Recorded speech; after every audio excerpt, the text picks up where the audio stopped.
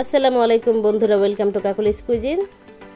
ঈদের পরে এটাই আমার প্রথম রেসিপি, তাই ভাবলাম একটু অন্যরকম একটি স্পেশাল রেসিপি তৈরি করে দেখাই।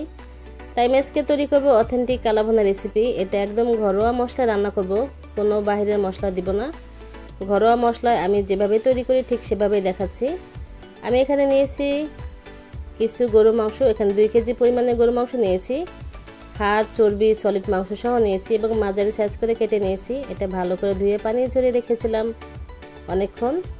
দেখুন আমি কি কি দিচ্ছি। দিয়ে দিলাম আমি হাফ কাপ 1 কাপ পেঁয়াজ বেরেস্তা, দিয়ে দিচ্ছি 1 চামচ হলুদের গুঁড়া, উঁচা করে আমি দিয়েছি 2 চামচ মরিচের গুঁড়া, দিয়ে দিলাম আমি ধনিয়ার গুঁড়া 1 চামচ, জিরা গুঁড়া 1 চামচ, দিয়ে দিলাম আমি 2 চামচ আদা রসুন বাটা, 2 চামচ দিয়েছি এখানে আমি সয়া সস 2 টেবিল চামচ দিয়েছি এবং 2 টেবিল চামচ দিয়ে দিলাম আমি ঝাল টমেটো সস,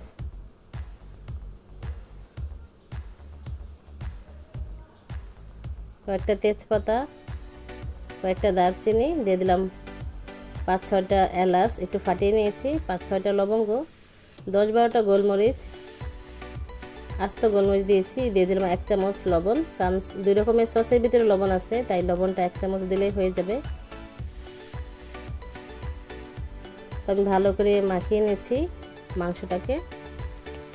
অনেক দিন অসুস্থ ছিলাম এবং আলহামদুলিল্লাহ আপনাদের দোয়ায় অনেকটাই ভালো আছি এখন, তাই এখন থেকে রেগুলার ভিডিও পাবেন ইনশাল্লাহ। দিয়ে দিলাম আমি হাফ কাপ সরিষার তেল। কালাভুনাটা অবশ্যই সরিষার তেল ব্যবহার করতে হবে, রান্না করতে হবে সরিষার তেল দিয়ে এবং পেঁয়াজ বেরেস্তা দিয়ে। কালাভুনার যে টিপস অ্যান্ড ট্রিক সেটা হলো প্রথমত পেঁয়াজ বেরেস্তা দিয়ে রান্না করতে হবে, দ্বিতীয়ত এটাকে অবশ্যই সরিষার তেল দিয়ে রান্না করতে হবে, তৃতীয়ত রান্না করার শেষে এটাকে একটা বাগার দিতে হবে, খুব সুন্দর করে, খুব নিয়ম মেনে একটা বাগার দিতে হবে। দেখুন আমার এটা চুলায় দিয়েছি, জাল উঠে গিয়েছে, এখন কিন্তু কালারটা এখানে লাইট আছে। এটা রান্না করতে করতে কালারটা ডিপ হয়ে যাবে। আমি কিন্তু এখানে কোনো রকমের পানি ব্যবহার করিনি। গরু মাংস কষা, গরু মাংস ভুনা আমি কখনোই পানি ব্যবহার করি না। মাংস থেকে যেই পানিটা বের হয় সেই পানিতেই রান্না হয়ে যায়। দেখুন আমার মাংস থেকে কতটা পানি বের হয়েছে। 10 মিনিট আমি হাই মিডিয়াম হিটে আমি রান্না করব। যখন মাংসর গা থেকে সমস্ত পানিটা ছেড়ে দিবে তখন আমি জালটা কমিয়ে লো মিডিয়াম হিটে নিয়ে আসব। দেখুন আমার মাংস থেকে অনেকটাই পানি ছেড়ে দিয়েছে। এইভাবে আমি রান্না করব একটানা 10 থেকে 15 মিনিট পর্যন্ত। দেখুন আমার মাংস থেকে পানিটা শুকিয়ে গিয়েছে এবং মাংসটা অনেকটাই সিদ্ধ হয়ে গিয়েছে। মাংস রান্না করতে মিনিমাম 30 থেকে 35 মিনিট সময় লাগে বা কখনো 40-45 মিনিট। তো যেহেতু কোরবানি মাংস, সেহেতু কোরবানি মাংসটা একটা স্পেশালিটি আছে যেটা তাড়াতাড়ি সিদ্ধ হয়ে যায় এবং এটা খেতেও খুব মজা হয়। তাছাড়া কোরবানি মাংস খেলে কোনো সমস্যা হয় না, আলহামদুলিল্লাহ, এটা আল্লাহরই নিয়ামত। দেখুন আমার মাংসটা ভালোভাবে সিদ্ধ হয়ে গিয়েছে। আমার কিন্তু খুন্তির সাথে দেখুন লেগে যায়নি, আমার কিন্তু কড়াইতে পোড়া লাগেনি, কিন্তু এটা আমি কম আঁচে সময় নিয়ে এটাকে আমি ধীরে ধীরে রান্না করছি। সিদ্ধ হয়ে গিয়েছে, এখন এটাকে বাগার দেওয়ার পালা। আমি এটাকে ঢেকে রেখে দিব। বাগারটা কিভাবে দেয় একটু ফলো করুন। আমি দিয়েছি এখানে 1/4 কাপ সরিষার তেল। আমি আগে হাফ কাপ তেল দিয়েছিলাম, এখন 1/4 কাপ দিয়েছি, কারণ আমার মাংসের ভিতরে অনেক তেল উঠেছে, তাই তা না হলে আমি আরও হাফ কাপ দিতাম। তো আমি এই 1/4 কাপ তেলের ভিতরে দিয়ে দিয়েছি আমি হাফ কাপ পেঁয়াজ কুচি কিউব করে কেটে নিয়েছি, দিয়েছি আমি 1 চামচ আদা কুচি, 2 চামচ রসুন কুচি এবং 5-6টা দিয়েছি এখানে শুকনো মরিচ। এবার সমস্তটা ভালো করে এটাকে ভেজে নেব।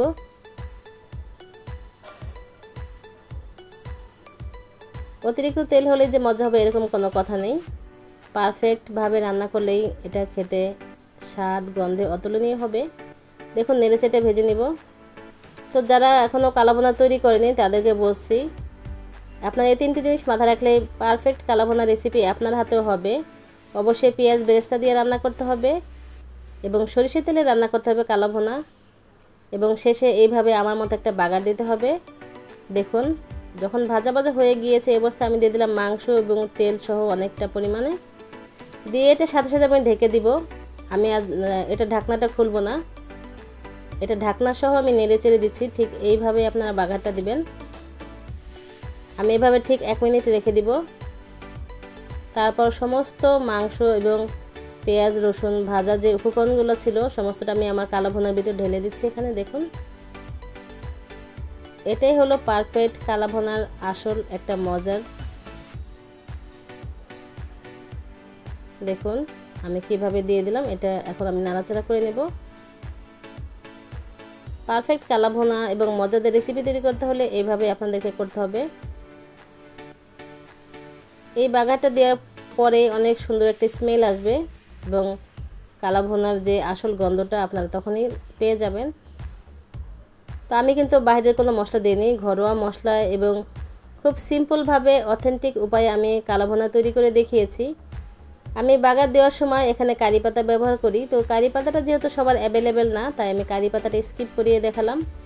আপনারা কারি পাতা থাকলে দিয়ে নেবেন।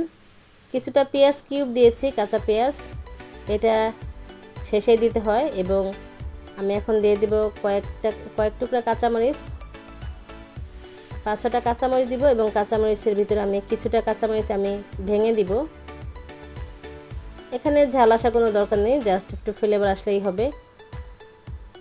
আমার কালো ভুনাটা তৈরি হয়ে গিয়েছে। দেখুন কতটা গ্লসি, কতটা কালারফুল, কতটা সুন্দর হয়েছে আমার পারফেক্ট কালো ভুনা।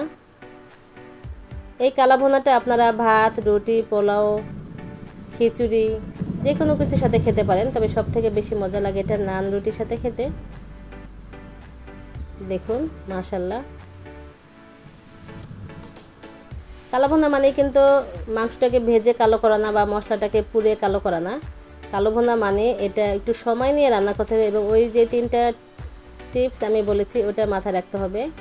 এবং সময় নিয়ে ধীরে ধীরে কম আঁচে রান্না করে করে এটাকে কালারটাকে চেঞ্জ করতে হবে। দেখুন আমার কত সুন্দর পারফেক্ট মজাদার কালো ভুনা তৈরি হয়ে গেল। আপনারা অবশ্যই এভাবে বাসায় ট্রাই করবেন, দেখবেন আমার মতো আপনিও বাসায় এটা তৈরি করতে পারবেন। এবং আলাদা কোনো নতুন ধরনের কোনো মশলা আমি ব্যবহার করিনি। এখন আমি আপনাদেরকে দেখাচ্ছি এটা কতটা ভালো সিদ্ধ হয়েছে। দেখুন এটা কত সুন্দর সিদ্ধ হয়েছে এবং ধরলে কাঁটা চামচে ধরলে এটা ছিঁড়ে যাচ্ছে। যদি এটা ভাজা হতো তাহলে কিন্তু এটা শক্ত হয়ে যেত। এটা ভাজা হয়নি, এটা পারফেক্ট রান্না হয়েছে, তাই এটা জুসি ভাবটা বজায় থেকেছে।